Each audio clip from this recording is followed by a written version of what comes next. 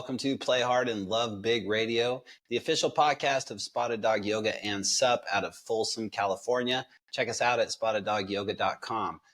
Play Hard and Love Big Radio is dedicated to bringing you the inspirational people and stories to help you connect to your center and live a more passionate, purposeful life.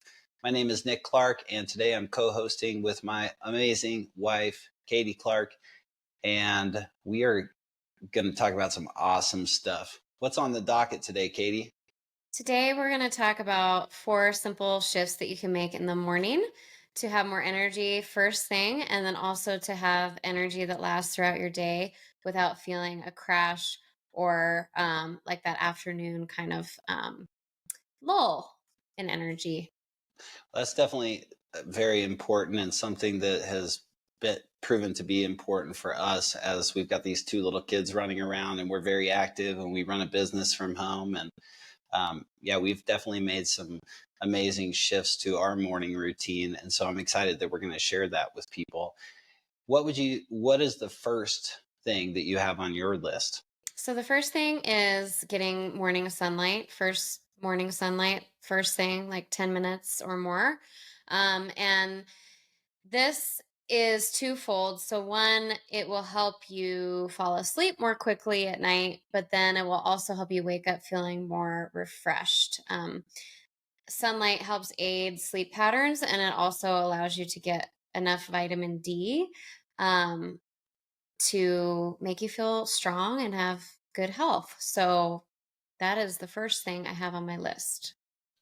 Yeah, I definitely know that for me, when I get up early and I see the sunlight first thing and I get outside and I'm out smelling the smells of the morning and hearing the sounds of the morning, that I have a completely different day than if I don't do that. And I know also that when I get out and I go with our boys or I go with you on a walk, we do like a bird hunt or whatever it is that we do in the morning time, that all of our moods do the same thing. I was listening to a podcast the other day and this woman was talking about how when you actually go outside in the morning time and you see the sun rising, that your body now knows that it's daytime.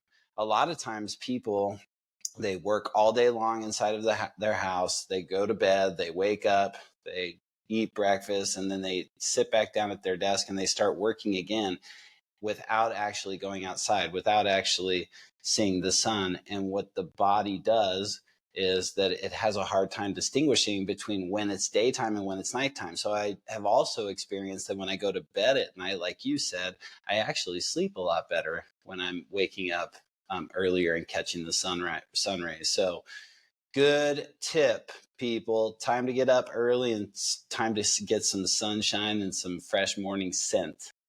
What is the second thing that you've got on your list there, Katie? The second thing that has been really huge for us is proper hydration in the morning. And so the first thing is that what we used to do, which is what you should not do, which is what most people do, or a lot of people do, is have coffee first thing. And so when you sleep, you become dehydrated. You can lose an average of 1 kilogram of water um, through breathing, sweating, and nighttime potty trips. So you are losing hydration overnight. And then if you wake up and you have coffee first thing, you are dehydrating yourself even further because coffee dehydrates you. So then you're even more depleted, and then it's hard to play catch up past that point. And that is one reason why folks get some afternoon crashes. So what we've done is implement um, a big glass of water with electrolytes and lemon first thing. And the reason for that is because the reason for adding the electrolytes and lemon is because water by itself doesn't always provide proper hydration. So, what are electrolytes? Electrolytes are essential minerals that your body needs. And so, the electrolytes that we use are from a company called Earthly. I chose them because they literally have 3 ingredients. The ingredients are maple, sugar, Himalayan sea salt, and cream of tartar. And so, what you want to know about those 3 ingredients is that maple maple syrup, maple has calcium, it has zinc, riboflavin, and other uh, essential minerals in it. Uh, Cream of tartar has a very high amount of potassium. So it's a really good source of potassium. And then your sea salt is going to have your sodium, magnesium, calcium, and potassium. And so by putting those minerals into your water, your body can then function properly. So it's just really important to hydrate the proper way. If you are using electrolytes, you're going to more quickly replace your fluids than just drinking regular water. So we do that first thing. Then this is kind of going to bleed into the third tip because it all goes together, but we'll do 2 and 3 at the same time. So tip 2 is to have that big glass of water with the electrolytes and lemon. And then your second thing that you should do before having your coffee is to have food. So a lot of people have their coffee before they have any sort of food in the morning. And when you do that, it really can mess with your hormones. It can create hormonal imbalances in your body. So, and also, people often have breakfasts that are going to cause like a spike in glucose, or like, like a sugar spike, a blood sugar spike. Things like, bagels, cereal, carbs, that kind of thing. So, what we do is we do a protein dominant breakfast. We typically have eggs in the morning. Sometimes we'll have it with like a piece of sourdough toast with avocado mashed on top if you want to add a little fat into the breakfast. But eggs are a really good source of protein. They're kind of like a natural multivitamin. They have so many benefits. And then once you've done your electrolyte water and your eggs, or whatever protein breakfast that you prefer or works for your diet, then have your coffee. And before you comment on what you've found, I'll just talk about what I've found with this shift, which is that I used to be like, beholden to the coffee maker. Like, I'm waiting for the coffee to be done first thing in the morning to wake me up. I then have the coffee, then I'm like jazzed up from caffeine, but then I haven't hydrated, I haven't nourished my body. So then I'm going to have a slump in energy. So for me, it's been the kind of thing, the kind of shift that is so massive that I sometimes forget that I haven't even had my coffee. If I get to doing something with the kids, my electrolyte water in the morning gives me so much energy that I don't need coffee for energy. I like coffee. I like the taste of coffee. I like having a warm drink in the morning. So it's no longer that I have to have that coffee. It's that I will have the coffee if I want to. And like I said, some days I even forget about it altogether because I just don't need it. I'm not reliant on that caffeine as my way of waking up. So that was 2 and 3 combined. Yeah, Electrolyte water and a protein breakfast before coffee. yeah. And even sometimes you ask me to pour you half a cup of coffee, and I've been putting less scoops in as well because you're not wanting it as strong anymore either. Like your palate for coffee has changed a lot. Yeah. Yeah, Yep. I have had a very similar experience. In fact, coffee for a long time I had this like arm wrestling match with, because I felt like with the way that I was drinking it before was really impacting my energy throughout the day and the way that I was feeling and my productivity throughout the day. And so quite often I would go for 2 to 3 months drinking coffee, and then I would have this breakup with coffee and I'd go straight to tea because I felt coffee was like not very good for me and it just didn't feel good in my body. Well, once we shifted from coffee first, we'll call it the coffee first era of our household.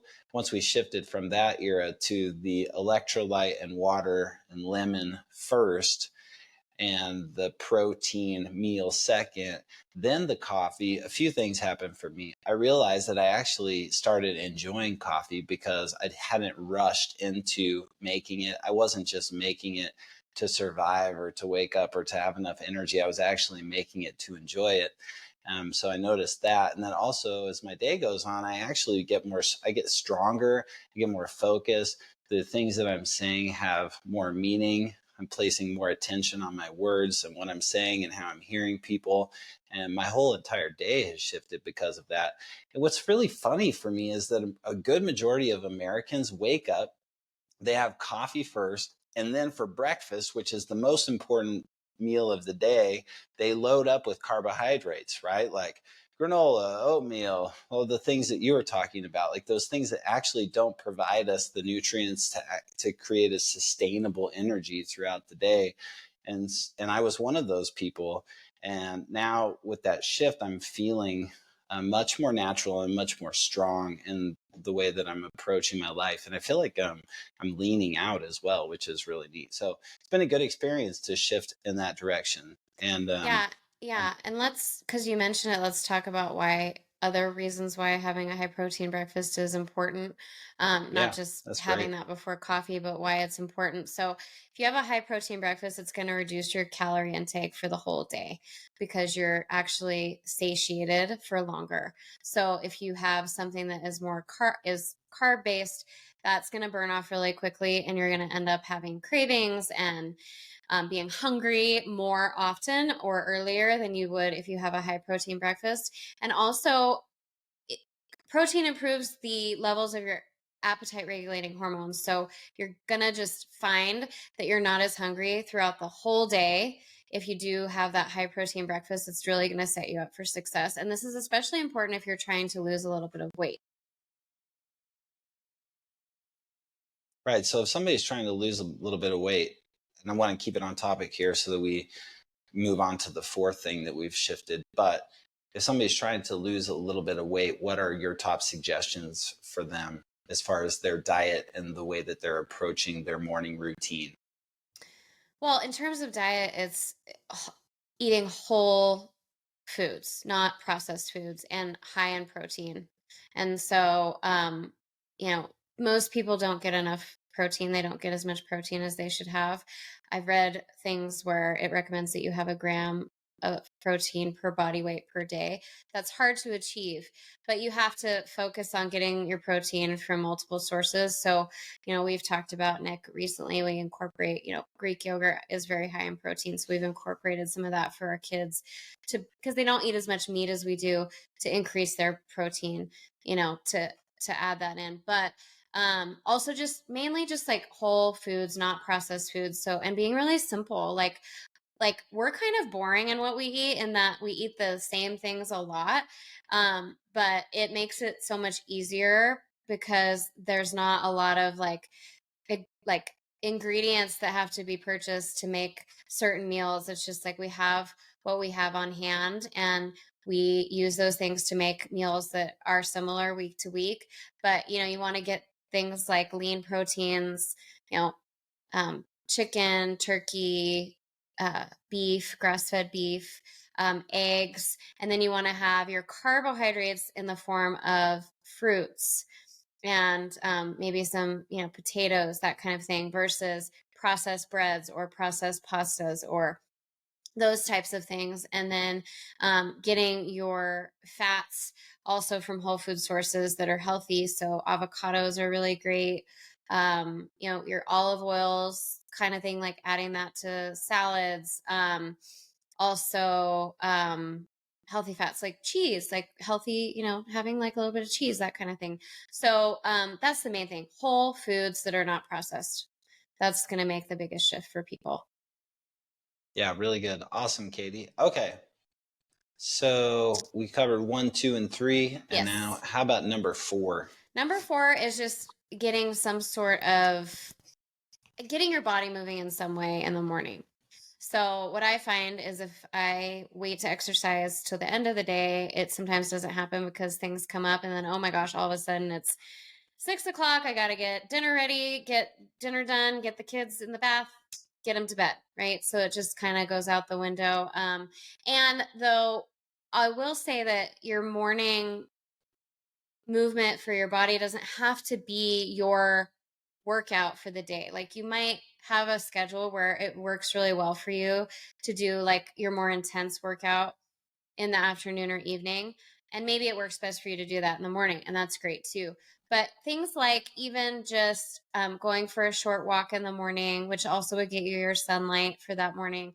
Going out, if you have a garden, you can go out and just work in the garden or in your yard. That kind of thing in the morning is really great. Also, you get your sun. So I think that's a really good tip too, because there's just more excuses, more reasons not to, more things that come up the longer you wait to get that in. And even if you don't end up having the time to do that second, maybe more intense workout later in the day, if you've done something in the morning, at least you've had that for the day. So it's not something that was lost. Perfect. Yeah, so good. It makes me think of the boys when they come out in the morning time and they want to get on the trampoline. And that's Yeah. a no-brainer for me. It's like, yeah, you want to get on the trampoline, it's shady, let's go. Oh, you want to go pick tomatoes and look and see if there are some fresh strawberries today, let's go. Oh, you want to go on a bird walk or a bicycle ride, let's go. It's like it's a no-brainer, and naturally it's something that fills them up and fills me up. And what it really takes is a commitment to a few things. I think it takes a commitment to creating a routine first and foremost, which is what we've done with all four of these steps, right? We eat a certain way, we have a certain routine in our morning time that's family based. So there's that routine, but then there's also rules that you have to go by in order to fill your soul up and to give your body what it needs. And one of those rules I believe that is very important is to not be on technology early in the morning time. You know, when your body is craving sunlight, it's craving getting outside and craving movement, and when it's really important is in the morning time. And if you right away jump on your phone, or your kids right away are on a tablet or on a screen, then it takes away from the natural energy that they could be getting outside, and instead, and literally kind of sucks the energy out of people. So for people that are working at home consistently, I believe it's important to make sure that you set your day up properly.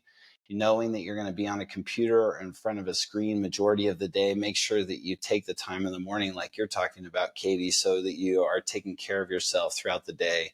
And like, wow, and having somebody to hold you accountable to it and somebody who's passionate about it is really important. So like in our family and our household, you have been monumental in getting me to open up my eyes and to shift the way that I've approached my morning. And maybe you don't have that person at home, but we can be those people for you. Just listening to this podcast and staying inspired through people in this podcast. But you know, we can be that for you. You can be that for the people in your lives, but you have to start by making little shifts. And if something is not working for you in your daily routine, you can choose to continue doing it the same way, and you'll get the same results. Or you can create a disruption in the way you're doing it, try something different, and have amazing results like you and I have had, Katie. Yep. So really good. Awesome. Possum. Well, I feel like that we covered what we need to cover. What do you we think? we did. We got it. Cool. I Locked in. know the electrolytes that we use are phenomenal. The protein powder that we use is phenomenal. So we'll put the links for those in the show notes so that if you're interested in getting your hands on some of those products, you'll know exactly where to go for those. And then also, I think you have some blogs that we can put in the show note too that kind of write out a little bit about what we're talking about, don't we? Yeah, I certainly have one about proper hydration. So, yeah. Okay, we'll put that one in the show notes too. Hey, thanks, Katie. I appreciate you changing the way that I look at my morning, and hopefully, all of you out there, this is a little kick in the butt to change up your morning routine. Yeah. Okay, this is Play Hard and Love Big Radio, the official podcast of Spotted Dog Yoga and Sup.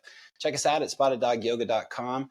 We here at Play Hard and Love Big Radio are dedicated to bringing you the inspirational people and the inspirational stories to help you connect to your center and live a more passionate and purposeful life. And today, I feel like the content that you created for us, Katie, really is inspirational and powerful and will make a shift in people's lives. You can listen to this podcast on any streaming platform, including YouTube, where you can watch us. At least you can see my goofy face and Katie's pretty face. So subscribe to our YouTube channel, click the alert button so you get alerted every time that we put up a new episode, and plug in consistently and share consistently. Play Hard and Love Big Radio. Thank you, everyone. Have a great rest of your day.